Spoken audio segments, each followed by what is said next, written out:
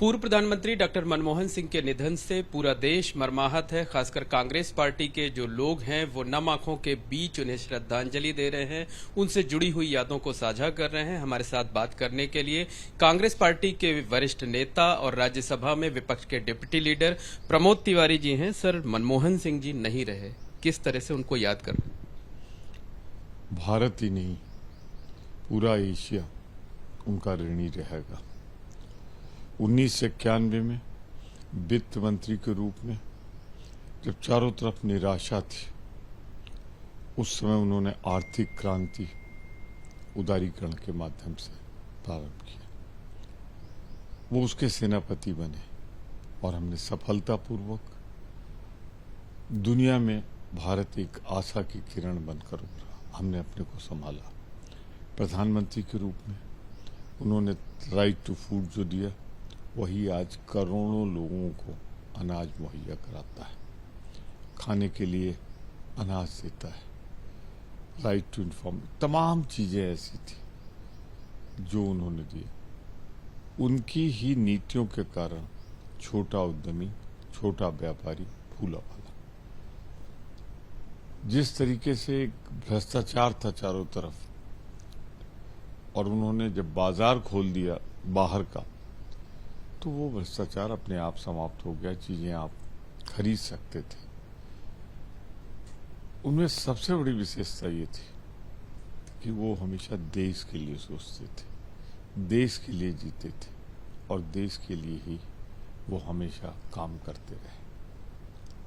अच्छा, आप पार्टी में उनके साथ लगातार काम करते रहे, सदन में भी आप दोनों लंबे समय तक साथ रहे। किस तरीके से सदन में वो, खासकर जो वो खामोश रहते थे, और उन्होंने तो एक बार कहा भी था कि मेरी जो खामोशी है वो तमाम सवालों जवाबों से भी बेहतर है।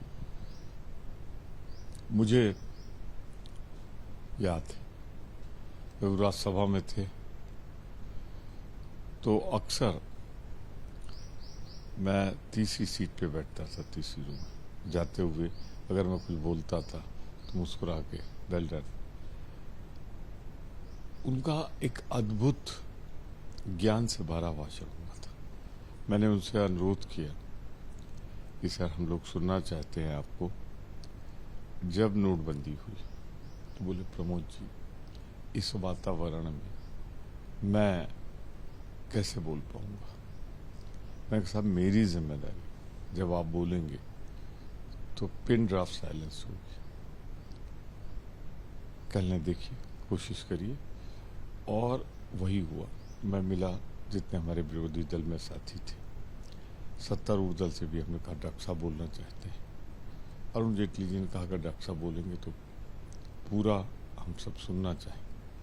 और जो उनका ऐतिहासिक भाषण था, जो भविष्य वक्ता के रूप में वो उभरे कि 2% जीडीपी घटेगी या इसका कोई लाभ नहीं होगा, वो सब सच साबित हुई। वो भाषण आज भी मेरे कानों में तैरता रहता था, सदा हुआ।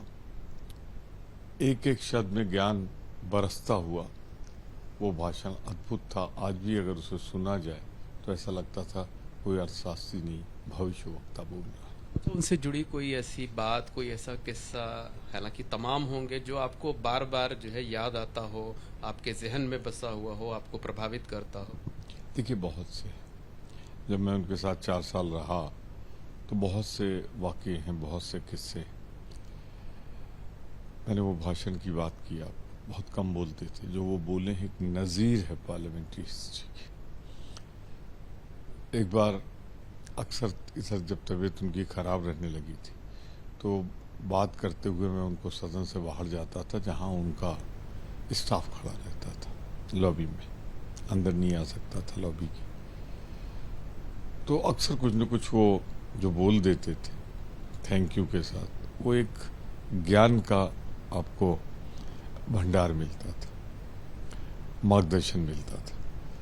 एक बार मैं उनको छोड़ के, तब तक मुझे आवाज़ सुनाई पड़ी कि प्रमोद तिवारी, यानी कि सदन में मेरा नाम पुकारा गया बोलने के लिए। मैं दौड़ गया और शुरू हो गया। मैं देखा 2 मिनट बाद